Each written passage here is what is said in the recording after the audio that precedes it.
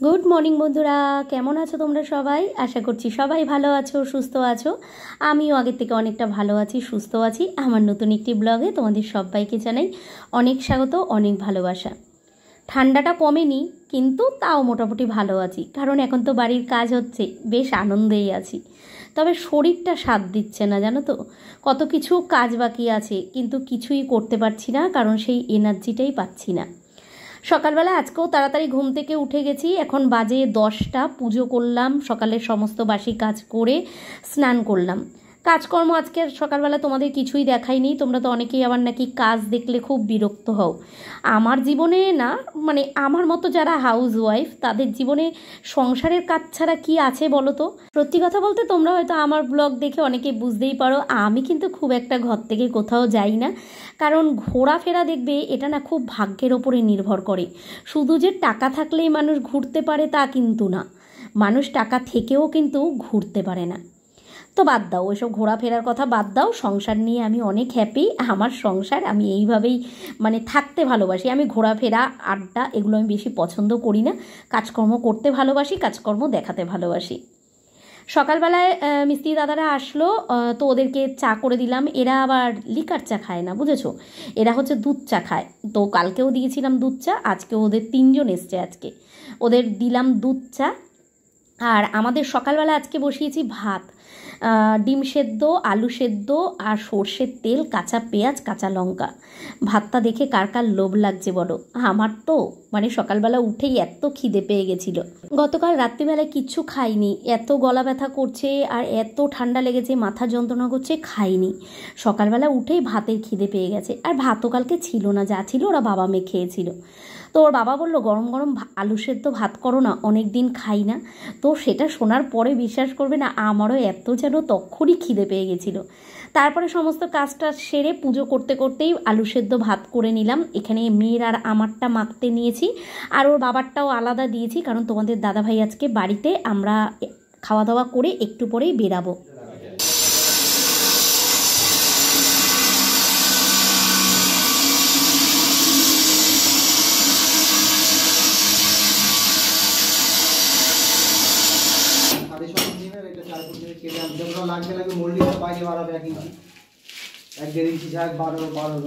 আজ কিন্তু শুরুর থেকেই তোমাদের কাজ দেখালাম। আমি ওদিক থেকে কাজ কিছুটা দেখে খাওয়া দাওয়া করে মোটামুটি আবার সব গুছিয়ে গাছিয়ে রেডি হয়েছি।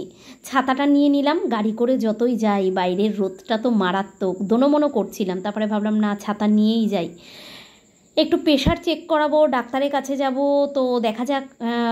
এদিকেও যাব, তারপরে যাব রান্নাঘরের কিছু মানে নতুন কিচেনের কিছু জিনিসপত্র আনতে। তো সেগুলোর জন্য তোমাদের দাদাভাই তো একা পছন্দ করতেই পারবে না, সেই কারণে আমাকেও সঙ্গে করে নিয়ে যাচ্ছে। ছাতা নিয়ে বেরিয়ে গেছি, গাড়ির সামনে দাঁড়াই আছি আমি।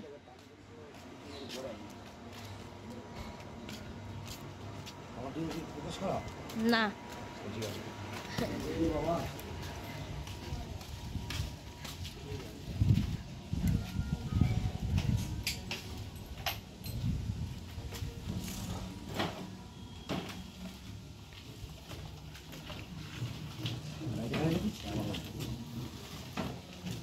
এখানেই রাখবা। এদিকে রাস্তায় যা রোদ, ঘোরাও ভালো করে।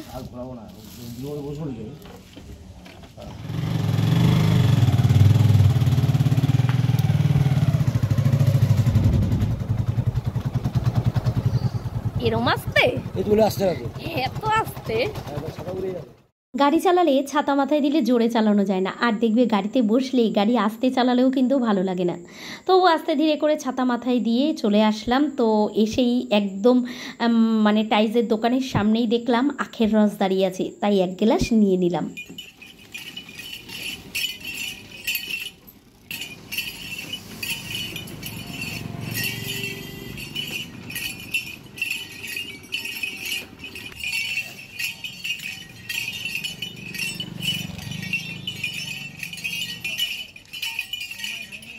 বিট নুন আছে, দিয়ে দিন একটু।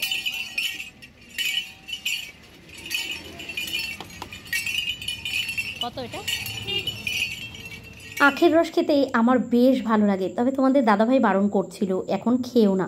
এমনিই ঠান্ডা লাগা, তারপরে এই রোদের মধ্যে থেকে সবে আসলে তো বললাম না, দেখেছি যখন আসলে ঘর থেকে সচরাচর বেরাই না, তো এই আখের রস বলো ডাব বলো এগুলো আমার খাওয়াও হয় না, তো দেখলাম যখন বললাম খেয়েই নিই। রাস্তার এই পারেই গাছতলায় বসে তোমাদের দাদাভাই খেলো চা, আর ওই দেখো কিনেছি একটা ঠান্ডা জলের বোতল, আর তারপরে আমি খেলাম আখের রসটা, তারপরে আমরা ঢুকলাম এই দিকে। তো ভেতরে ঢুকে কাজ নেই, এইখানে যেতে হবে কারণ আমাদের রান্নাঘরের জন্য গ্রানাইটটা নিতে হবে। তো গ্রানাইটটা নেব বলেই এসছি, এর আগে তো নিতে পারিনি এইটা, কারণ সব কেনার পরে এই জিনিসটা কেনার জন্য টাকা ছিল না, তো তখন বাদ দিয়ে রেখেছিলাম। আর এখন দেখো এসে দেখি কিচেনের জন্য কত সুন্দর সুন্দর ওয়াল টালি উঠেছে।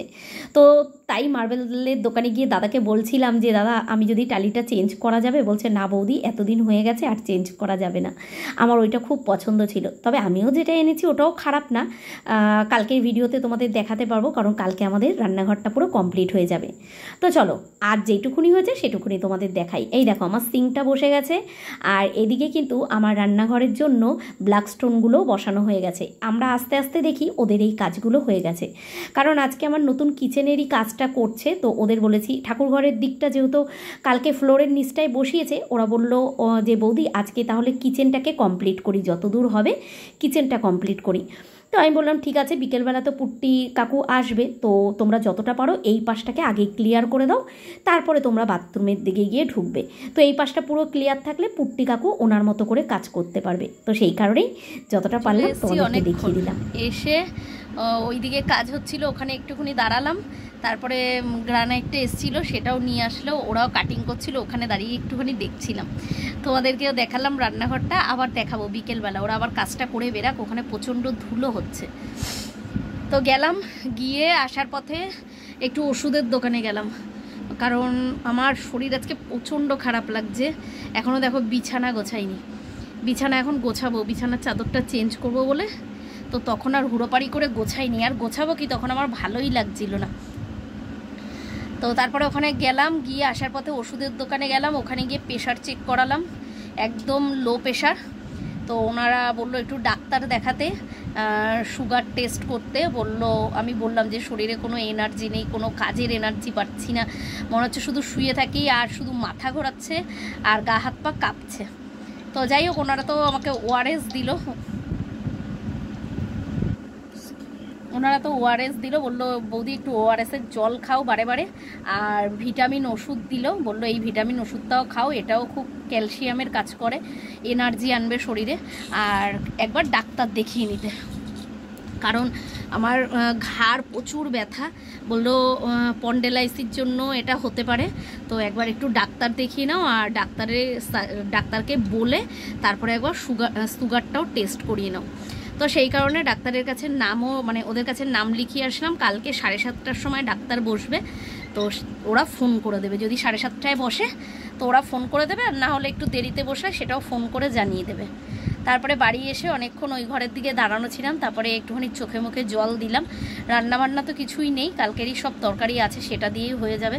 আর খিদেও এখন নেই, ওর বাবাও ভাত খাবে না, মেয়ে খাবে, তো ভাত যা আছে মেয়ের হয়ে যাবে। আসলে আমারই সকালবেলা ভুল হয়েছিল, যদি একেবারে ভাতটা বসিয়ে দিতাম না ভালো হতো।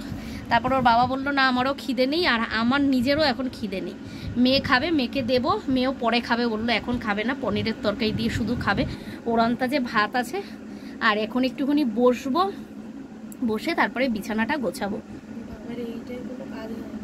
কাজ হচ্ছে না তো যাই হোক, তারপরে বিছানাটা গোছাবো, গুছিয়ে তারপরে ঘরটাই মোছা বাকি, আর কিছু বাকি নেই। মেয়ে সকালবেলা যে খাওয়া দাওয়া করেছিলাম ওই বাসনগুলো মেয়ে ধুয়ে রেখেছে, জল ভরে ফেলেছে, আসলে আমরা দেরি করে গেছি তো আসতেও দেরি হয়ে গেছে, তো সেই কারণে একেবারে বিকেলবেলা সারবো বলে, মানে বিকেলবেলায় করবো বলে বাদ বাকি কাজটা আর কিছু করলাম না, কারণ ওদিকে মেয়ে তো জল ভরে রেখেছিল, জল আর নেই, ওরা জল নিয়ে নিয়ে কাজ করেছে, তারপরে ওরা এখন টিফিন করছে, ওরা হাত মুখ ধুয়েছে, জল আর নেই, তো সেই কারণেই আস্তে ধীরে করে এখন করি। আর আমি খুব একটা পুরোপারি করে কাজ করতেও পারছি না, কারণ আমার খুব গা হাত পা কাঁপছে, আস্তে ধীরে করে এইটুকুনি গুছিয়ে টুচিয়ে নিয়ে শুয়ে থাকি, তারপরে পরে একবার একটু ঘরটা মুছে বিকেলবেলা আরেকবার গাটা ধুয়ে নেব, তো তখন তোমাদেরকে আরেকবার রান্নাঘরের দিকটা ভালো করে দেখাবো। আর কালকের মধ্যে ওদের ঠাকুরঘরের দিকটা রান্নাঘরের দিকটা পুরো কাজ শেষ হয়ে যাবে বলেই দিয়েছে, পরশু দিন থেকে বাথরুমের কাজটা পুট্টি কাকুর রং করতে মানে পুট্টি করতে আসার কথা আছে, তো সেই কারণে ওরা এই রান্নাঘরের এরিয়াটা তাড়াতাড়ি ছাড়বে। তো এই পাশ থেকে পুট্টি কাকু রং করবে, ঠিক আছে। তো হয়তো রাত্রিবেলা আসবে তোমাদের দাদাভাই। আজকে এই কারণেই বাড়িতে অনেকগুলো জিনিস একটু বিকেলের দিকে খালি করতে হবে, লাইটের ব্যবস্থা করতে হবে, উনি আসার আগে এই কাজগুলো করতে হবে। তো তোমাদের দাদাভাইয়ের হাতে হাতে একটুখানি করে দিতে হবে, তারপরে গা ফা ধুয়ে নেবো। খানি সকালে একবার স্নান করেছি তো অত আর তাড়া নেই, আর ঠান্ডা যেহেতু প্রচণ্ড লেগেছে 2-3 বার, এখন আর অত স্নান করবোও না। তো চলো একটুখানি বসে থাকি। আর আসার সময় লিচু পেয়েছিলাম, আম খুঁজেছিলাম, আম পাইনি, লিচু পেয়েছিলাম, লিচু নিয়ে এসেছিলাম। তো মেয়ে আবার ঠাকুরকে দিল, গোপালকেও দিল। আর তারপরে হলো না একটুখানি চোখে মুখে জল দিয়ে আসি, দিয়ে এসে সবে একটুখানি বসেছি। তো একটু বসি, চলো পরে এগুলো গুছিয়ে টুচিয়ে নিয়ে পরে আবার তোমাদের ওই দিকটা দেখাবো, ঠিক আছে। চলো, ওরা এখন টিফিন করছে, এরপরে বাদবাকি কাজটা ওরা করে নিক, কারণ জায়গাটা ছোট তো বারবার করে গিয়ে ঢুকলে আমার নিজেরই অস্বস্তি লাগছে, পুরো ছড়িয়ে ছিটিয়ে আছে, আমার নিজেরই অস্বস্তি লাগছে। পরে গিয়ে বিকেলবেলায় আবার তোমাদেরকে পুরোটা দেখাবো, ঠিক আছে।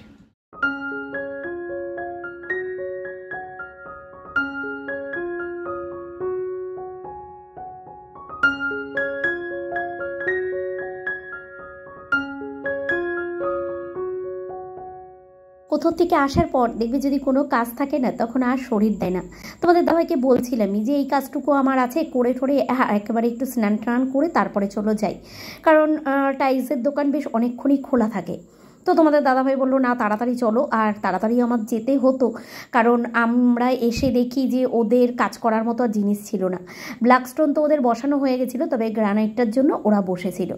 তারপরে যাই হোক, ওদের এনে দেওয়ার সাথে সাথেই ওরা কাজটা আরম্ভ করলো, কারণ আমি তো ওদের প্রেশার করেছি। সবাইকেই আমি বলেছি মোটামুটি 1 তারিখের মধ্যে আমার পুরো রেডি করে ঘর ছেড়ে দিতে হবে, কারণ দেখো তারপরে তো আমার নিজেরও কাজ আছে না, গোছানো আছে। তারপরে জিনিসপত্র যদিও বা এখন ঢোকাবো না, সেগুলো সবই তোমাদের পরে বলবো। তো পরিষ্কার করা আছে, সব কিছুই তো আছে না। আর শরীরও আমার যেহেতু খুব একটা দিচ্ছে না, তো সেই কারণে আমাকে তো একটু টাইম নিয়েই কাজগুলো করতে হবে। তো কালকে অবশ্যই ডাক্তারের কাছে যাব। তোমরা এর আগে অনেকে আমাকে বলেছো যে দিদিভাই তুমি একবার ডাক্তার দেখাও। সত্যি কথা বলতে তোমাদের ওই যে সবসময় বলি না, আমার ডাক্তারের পেছনে না টাকা দিতে সত্যি খুব গায়ে লাগে। যতক্ষণ পারি নিজের শরীরে সহ্য করে থাকি, কিন্তু এই কটা দিন ধরে দেখছি না সত্যি আর সহ্য করতে পারছি না, কারণ আমার শরীরে খুবই কষ্ট হচ্ছে। মেন কথা কাজের এনার্জি পাচ্ছি না, আর আমার খুব গা হাত পা কাঁপছে আর মাথা ঘুরছে। তো সেই কারণেই ভাবলাম না এবার ডাক্তারটা আমাকে দেখাতেই হবে।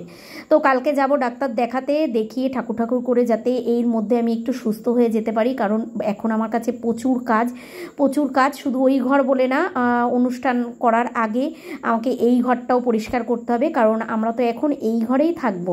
যতই নতুন ঘর হয়ে যাক, আমরা কিন্তু এই মুহূর্তে আমরা নতুন ঘরে থাকছি না, সেটা তোমাদের সবই আস্তে আস্তে বলবো। কারণ দেখো, একবার যদি আমরা জিনিসপত্র নিয়ে ঘরে ঢুকে যাই না, এটা হয়তো আমাদের মতো মধ্যবিত্ত ঘরেই এটা এমন হয়, একবার যদি জিনিসপত্র নিয়ে ঢুকে যাই না, তারপরে কিন্তু আর কোনো কাজ হয় না। এটা আমি আমার নিজের আগের ঘরের ক্ষেত্রেও দেখেছি। তো সেই কারণে একটু অপেক্ষা করে থাকবো। গরমটার জন্যই তো কষ্ট, না হলে তো আমার শাশুড়ি মায়ের এই ঘরটায় আমার খুব একটা কষ্ট হয় না। তো এই গরমটার জন্যই যা কষ্ট। আর যেহেতু আমার এত তাড়াতাড়ি কাজটা করানোর উদ্দেশ্যটাই একটা, ভাই ওরা আসছে, তো অনুষ্ঠানটা করার আছে। আবার সেই ভাই পুজোর সময় আসবে, পুজোর সময় কদিনের ছুটি পাবে কোনো ঠিক নেই। তো সেই কারণেই কিন্তু আমার এতটা তাড়াহুড়ো। আর এতটা তাড়াহুড়ো করতে পারতাম না যদি না টাকা পেতাম। সব কিছুই টাকার ওপরেই তো নির্ভর করে, তাই না? ইচ্ছে থাকলে তো উপায় হয় না। পুরো অন্ধকার হয়ে গেছে, জানি না কতটুকু দেখতে পারবে। কালকে তোমাদের ভালো করে দেখাবো। এখানে গ্রানাইটটা পুরো বসানো হয়ে গেছে, আর এখানে বিকেলবেলায় দাদাদের চা করে দিয়েছিলাম। আর এই যে বেসিংটাও বসানো হয়ে গেছে, কারণ ঘরে তো আলো নেই, তোমরা দেখতেও পারবে না, ঠিক আছে। কি একটু মোবাইলটা জ্বালাও, আর দাঁড়াও ঠাকুর ঘরের দিকটা দেখাচ্ছি। বাথরুমের দিকে লাইটটা লাগানো ছিল, সেই লাইটটাকে খুলে এখানে দেওয়া হয়েছে, কারণ এই মাত্র দাদারা কাছ থেকে গেল। এবার হয়তো পুট্টি কাকু আসবে, তো সেই কারণে এতটুকু ক্লিয়ার করা হয়েছে জায়গা। আর ঠাকুর ঘরের দিকটা দেখাচ্ছি, পুরো অন্ধকার, লাইট নেই তো। তো এই যে আজকে এইটুকুনি তোমাদের দেখাতে পারবো, কালকে দিনের বেলা ভালো করে দেখাবো। এখানে র্যাকটা করা হয়ে গেছে, ফ্লোরটা তো কালকেই বসিয়েছিল, আর এই ভেতরটাও বসিয়েছিল।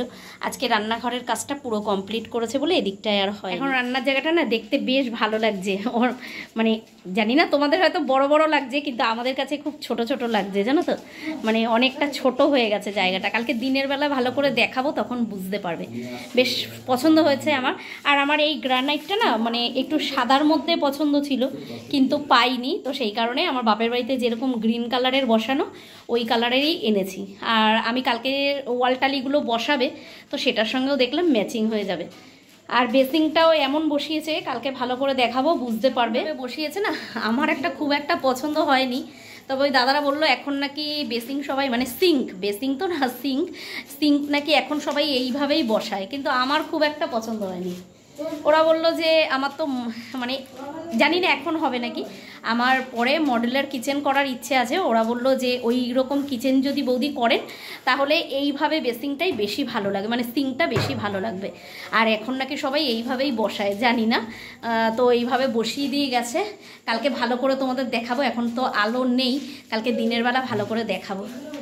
আর ওরা আজকে অনেকক্ষণ কাজ করেছে, যেহেতু লাইটের সেরকম ব্যবস্থা ছিল না আর ধুলো ছিল, তাই তোমাদেরকে আর দেখাতে পারিনি।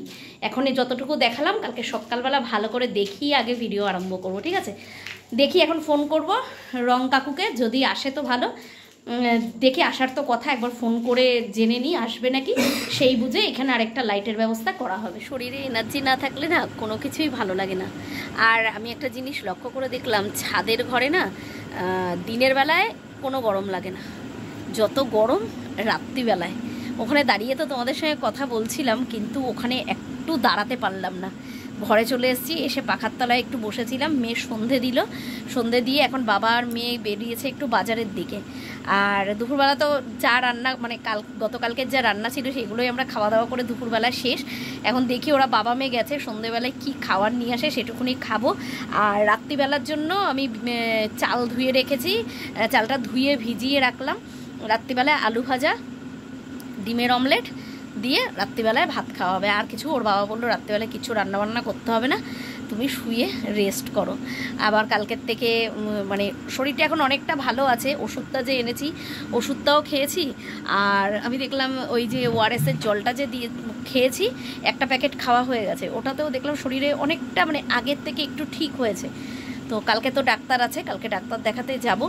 আর এদিকেই দাদা ওরাও আসবে কালকে কাজ করতে। কালকে আমি একটু সকাল সকাল উঠে সব কাজ করে নেবো। আজকেও করে নিয়েছি যদিও বা, কিন্তু ওই ঘরঠর পোছা বাকি ছিল, পরে আবার স্নান করতে অনেকটা বেলা হয়ে গেছিলো।